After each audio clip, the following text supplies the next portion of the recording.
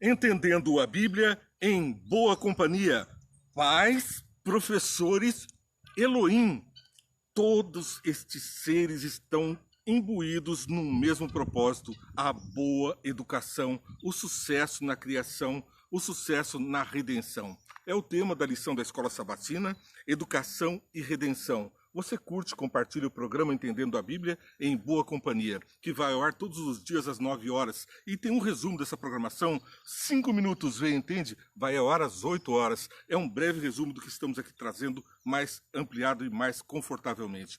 Pois bem, na história de hoje nós vamos tratar sobre Eli, Samuel e os 2 filhos de Eli.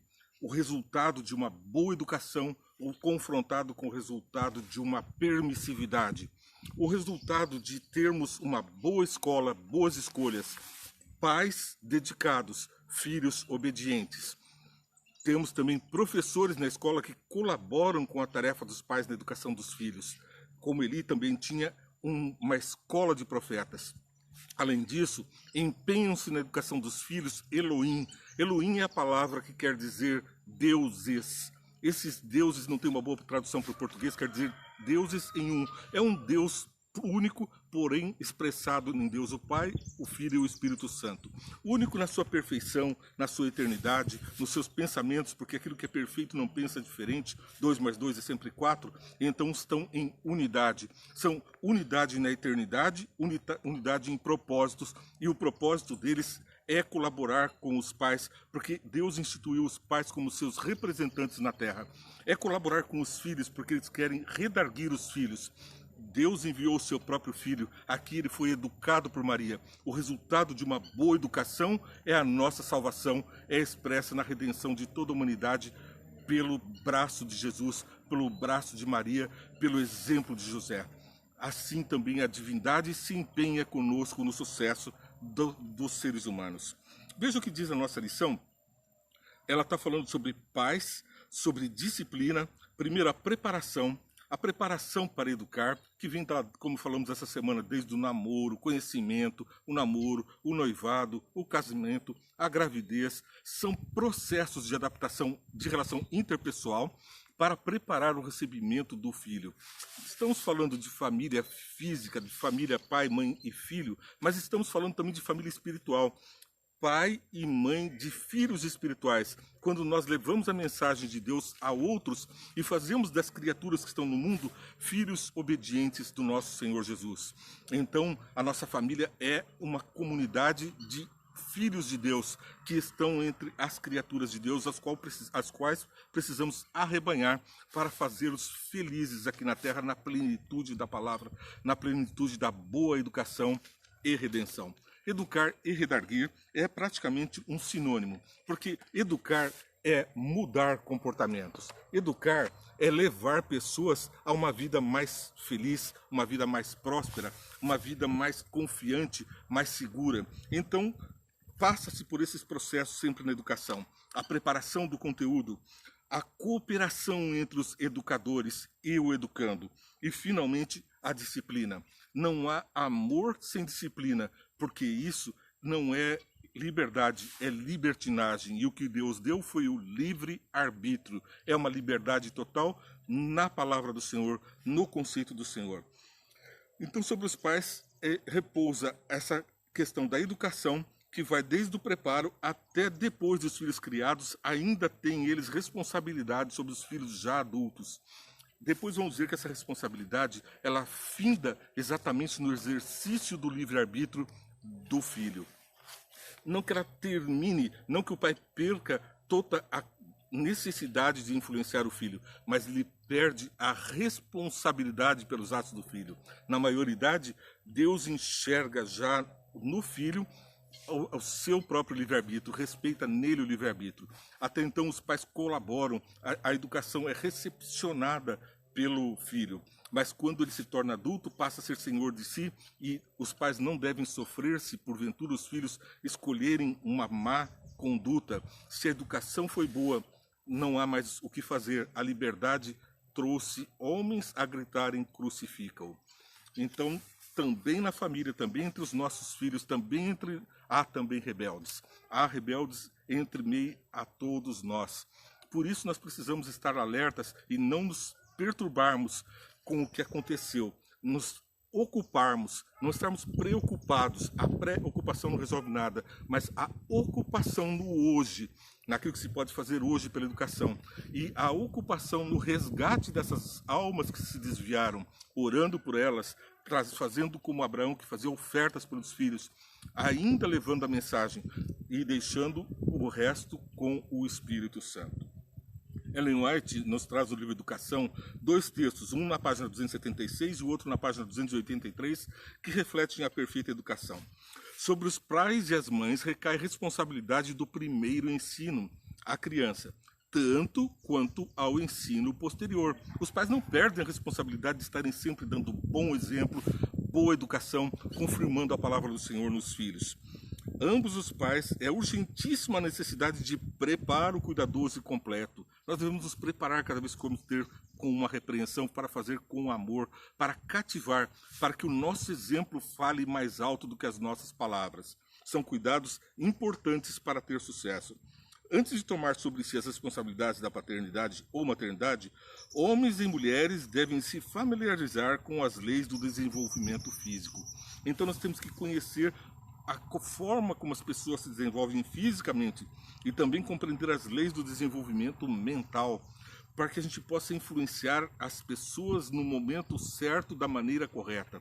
Falar a linguagem da criança, louvar a Deus conforme crianças louvam, orar como crianças oram, orações mais curtas, mais adaptadas, contar as histórias da Bíblia de forma atraente, mostrando o amor de Deus e o caminho a ser seguido pelos bons exemplos. Essas são formas de traduzir a verdade de Deus para o coraçãozinho e a mente das crianças que está em formação. Então, além do desenvolvimento físico e do desenvolvimento mental, o exemplo leva ao ensino moral, a repreensão leva à mudança de comportamento, ao pleno desenvolvimento moral.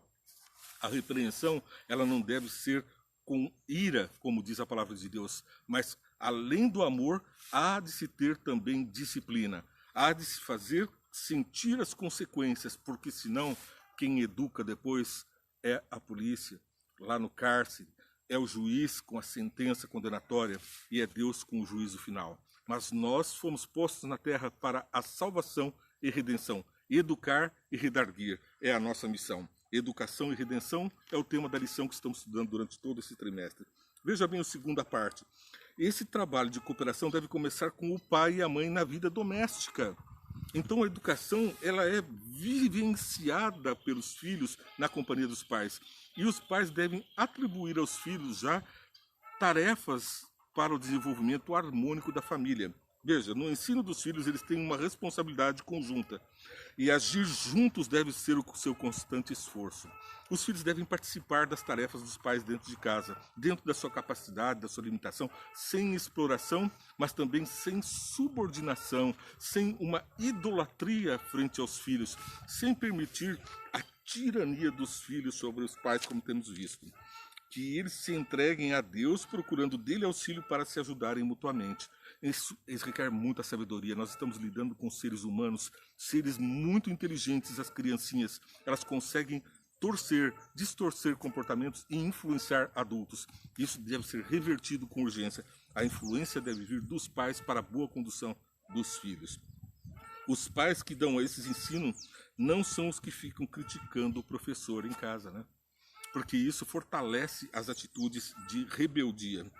Nós precisamos colaborar, é o que diz aqui, colaborar com o professor, porque ele está colaborando com a tarefa dos pais na formação dos filhos.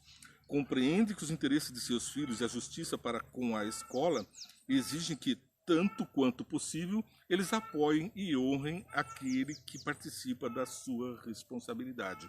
O professor está dividindo responsabilidade com você. Ele está ajudando no crescimento da harmonia social. Os filhos vêm, como disse anteriormente em outros programas, e são influenciados pelos pais, tanto família paterna como das gerações anteriores da família materna, se harmonizam agora numa nova família. Deixará o homem, seu pai e sua mãe, e então formará uma nova família. E essa nova família agora também tem os seus defeitos, e esses defeitos vão ser espelhados na criança. Nós falamos anteriormente também do reflexo espelho, dos neurônios espelho. As crianças copiam os comportamentos, copiam aquilo que vem. Isso traz uma dificuldade, os pais acabam enxergando nos filhos os próprios defeitos. E então é uma outra oportunidade de reeducação.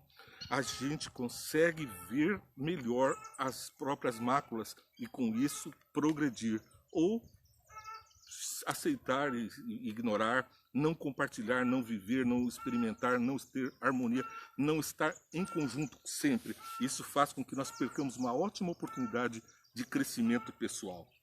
Os filhos influenciando a educação dos pais. É o que vamos ver na história de Samuel daqui a pouquinho. Então, aí temos uma educação pervertida quando os filhos crescem na rebeldia pelos maus exemplos dos pais. Educar é algo bom, mas temos que cuidar para que não seja pervertido. Diante do livre-arbítrio que nós temos que respeitar, nós devemos nos conformar com o resultado. O destino de uma pessoa não está só na educação que ele recebeu dos pais. Há outros traços e influências que são cultivados, e a influência do mal está no planeta, e com isso muitas vezes essa pessoa está seguindo o seu próprio destino. É crucial, mas é o que Deus colocou como respeito ao livre-arbítrio. Tem um verso da Bíblia que me chamou muito a atenção hoje. Ele está em 1 Samuel, no capítulo 2, no verso 35. Levantarei para mim um sacerdote fiel, que agirá de acordo com o meu coração e o meu pensamento. Edificarei firmemente a família dele, e ele ministrará para sempre perante o meu ungido. Que maravilha! Deus quer fazer isso com cada um de nós, elegermos sacerdotes para que a nossa família prospere, para que a prosperidade acampe na nossa casa. Vamos ler 1 Samuel, no capítulo 2, o verso 15 e 16. Mas antes mesmo de queimarem a gordura, vinham auxiliar os sacerdotes, e dizia o homem que estava oferecendo o sacrifício: dê um pedaço dessa carne para o sacerdote assar, ele não aceitará de você carne cozida somente crua. Aqui nós vamos ver uma distorção na pregação do evangelho, no exercício do sacerdote. A partir do momento que esses filhos de Eli estavam ali ministrando, eles tinham sido criados brincando com as coisas sagradas do templo. Eli foi permissivo na educação dos filhos, e a consequência foi de que eles prostituíam as mulheres que vinham adorar no templo, abusavam sexualmente das mulheres, abusavam recolhendo extorsivamente ofertas, exigindo extorsão mesmo. Quando cobiçavam bens daqueles que vinham diante do templo adorar ao Senhor, ameaçavam, dizendo: ou nos dás isso em oferta, ou tomaremos à força. Exerciam o poder de uma forma tirânica, porque não aprenderam a respeitar a autoridade. Não tinham respeito à autoridade de Deus, não tinham respeito à autoridade alguma. Simplesmente eles estavam a fazer cumprir os seus próprios caprichos. Brincavam até mesmo com a arca do Senhor. E isso fez com que Deus fosse se afastando. Aliás, eles fossem se afastando de Deus. Deus estava ali no Shekinah, na arca, mas eles brincavam com Deus. Não, nós não podemos fazer isso com Deus. Lembra do que nosso Senhor Jesus disse? Não tentarás o Senhor teu Deus? Pois aqui a educação desses filhos estava realmente na permissividade. Ao estudarmos essa palavra, vamos lá no verso 17 do capítulo 2. O pecado desses jovens era muito grande à vista do Senhor, pois eles estavam tratando com desprezo as ofertas do Senhor. Eles levavam com pouco caso, eles não estavam honrando a Deus sobre todas as coisas, antes eles estavam honrando a si mesmos. Veja lá no verso 29 do capítulo 2 de 1 Samuel. Por que vocês zombam do meu sacrifício e da oferta que determinei para a minha habitação? Eles zombavam, eles estavam fazendo pilha, pouco caso das coisas de Deus. E o resultado disso está no verso 30, e na última parte, e no verso 31. Leio a última parte do verso 30. Prometi à sua família e à linhagem do seu pai que ministrariam diante de mim para sempre. Mas agora o Senhor declara: Longe de mim tal coisa. Honrarei aqueles que me honram, mas aqueles que me desprezam serão tratados com desprezo. Cuidado, nós não podemos desprezar as coisas sagradas. Devemos ter reverência para com Deus e para com as coisas de Deus. E uma das coisas preciosas de Deus são os seus filhos, pelos quais ele morreu. Nós devemos tratar com todo respeito as pessoas que estão ao nosso redor, influenciando-as pelos nossos comportamentos, pelas nossas falas, pela palavra de Deus e pelo assim está escrito. O que passa disso provém do diabo. Aí veio do diabo as distorções. Por isso os dois filhos de Eli foram chamados na Bíblia de filhos de Belial, ou seja, filhos de Satanás. Eram herança do Senhor no sacerdócio eterno. Mas agora Deus retirava a promessa de sacerdócio deles, porque eles faziam mau uso desse sacerdócio e estavam sim pervertendo a mesmo o povo. O resultado foi uma destruição total do povo de Israel. Verso 31. É chegada a hora em que eliminarei a sua força e a força da família do seu pai, e não haverá mais nenhum idoso na sua família. E você verá a aflição da minha habitação. Que terrível!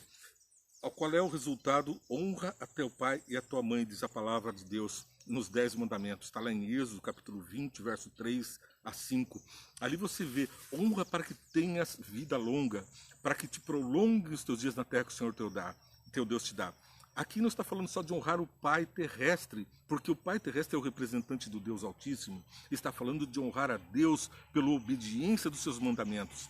Mas o resultado da quebra desse mandamento, os filhos de Eli desrespeitavam a Eli e desrespeitavam a Deus. O resultado, Deus retira deles a proteção. Eles não terão mais vida longa. A morte veio ainda na sua juventude.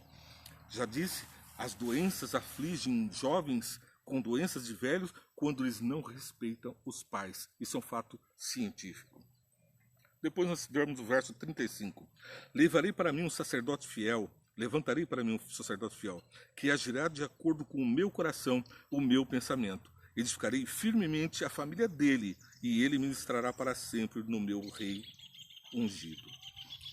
Nós vemos então que aquelas pessoas que se afastam de Deus são recusadas, e Deus estabelece verdades nas palavras dos fiéis seguidores, nasquelas pessoas que seguem os seus mandamentos.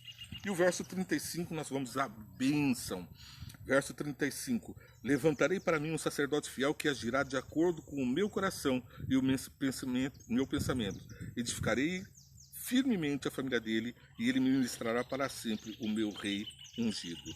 Então, a família é fortificada quando uma pessoa segue a Deus. Mas temos consequência. Nós vamos comparar esse verso com Deuteronômio capítulo 11, verso 26. Veja o que diz lá Deuteronômio capítulo 11, verso 26. Prestem atenção. Hoje estou pondo diante de vocês a bênção e a maldição.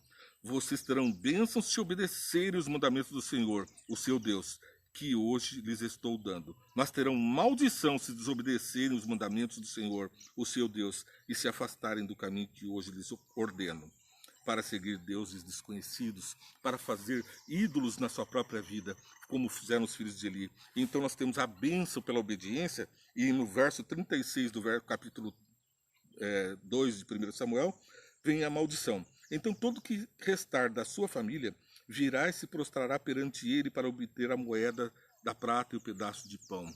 E lhe implorará que ponha de alguma função sacerdotal para ter o que comer.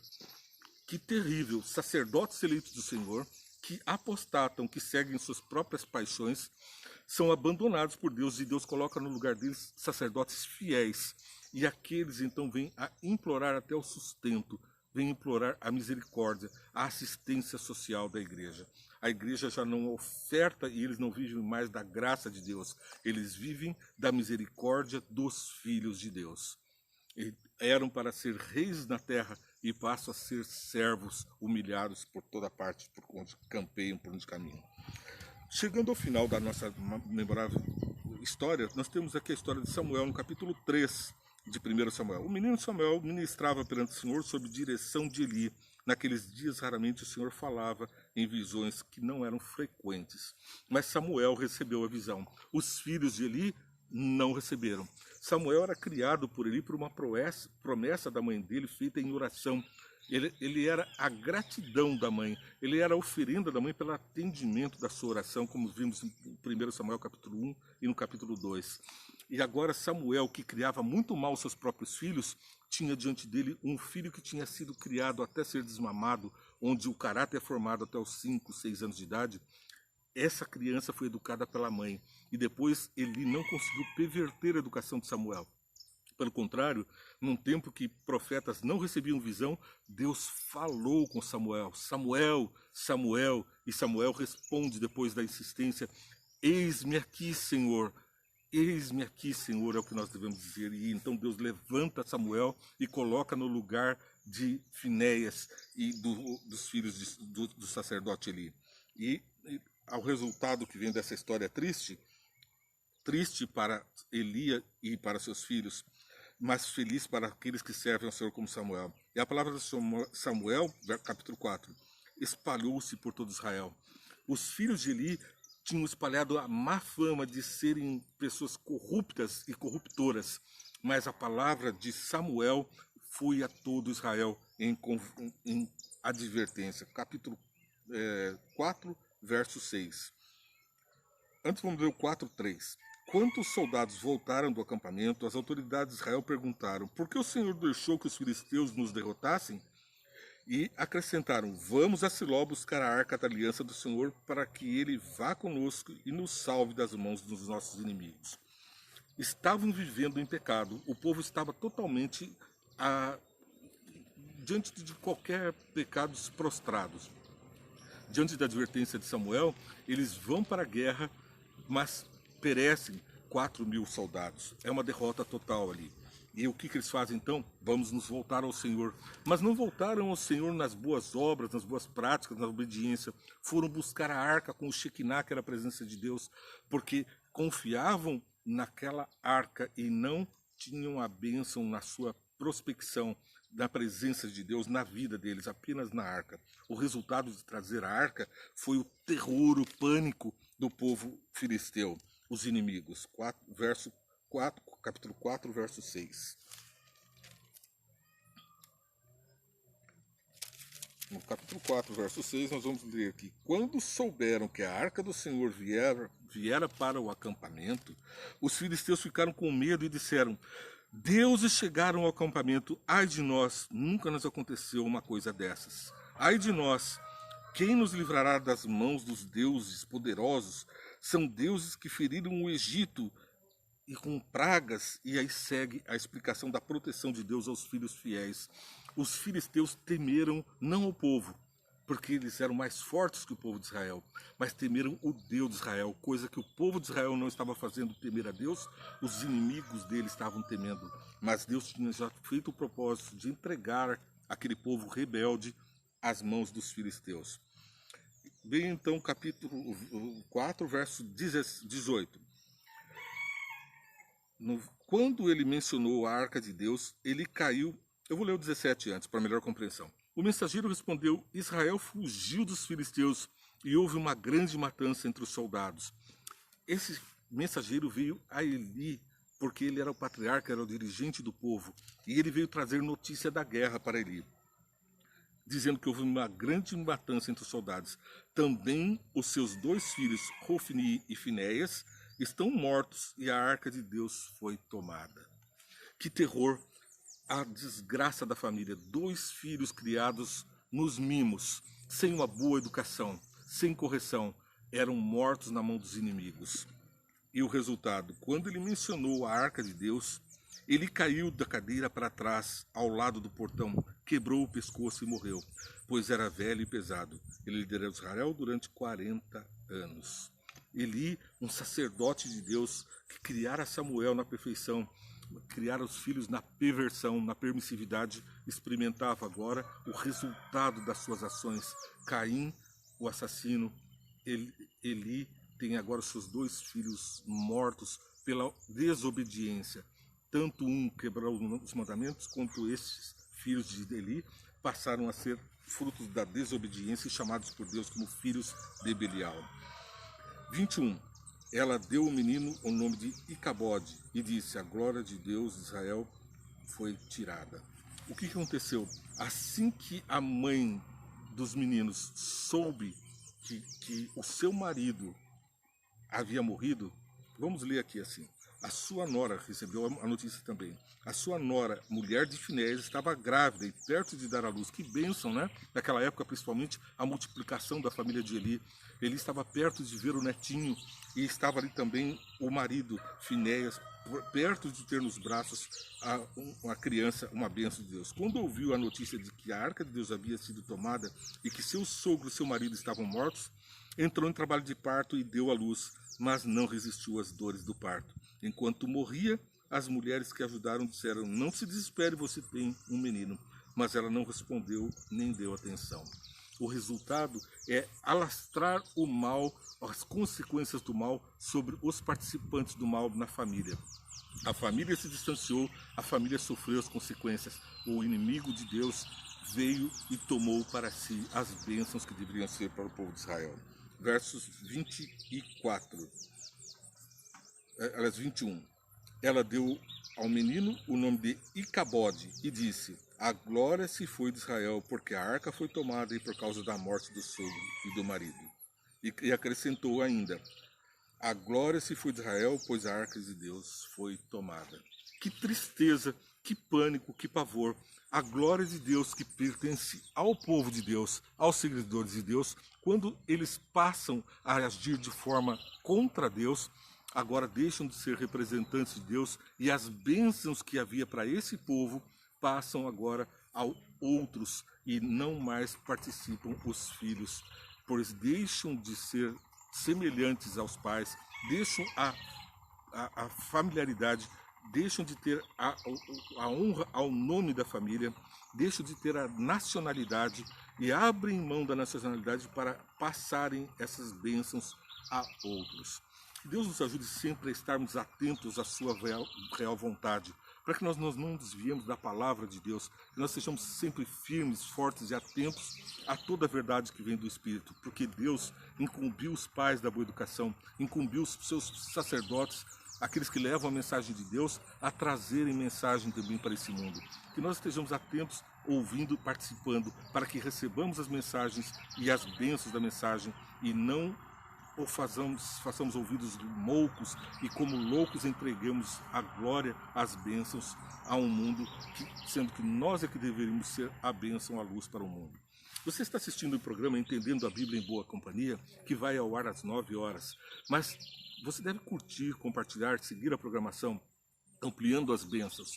E também não perca 5 minutos, vem, entende? Vai ao ar às 8 horas com o resumo dessa programação. É um resuminho bem rápido para que você possa ter alento na mensagem e depois curtir e compartilhar também a mensagem mais completa. Que Deus te abençoe sempre e te guarde. Vamos orar? Senhor Deus, nós estamos a teus pés, a teus cuidados, obedientes à tua palavra, querendo compreendê-la melhor.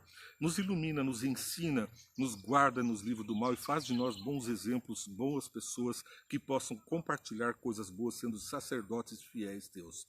E eu te peço, com bênçãos para todos que estão participando, que Deus fortaleça a todos em nome de Jesus. Amém, Senhor.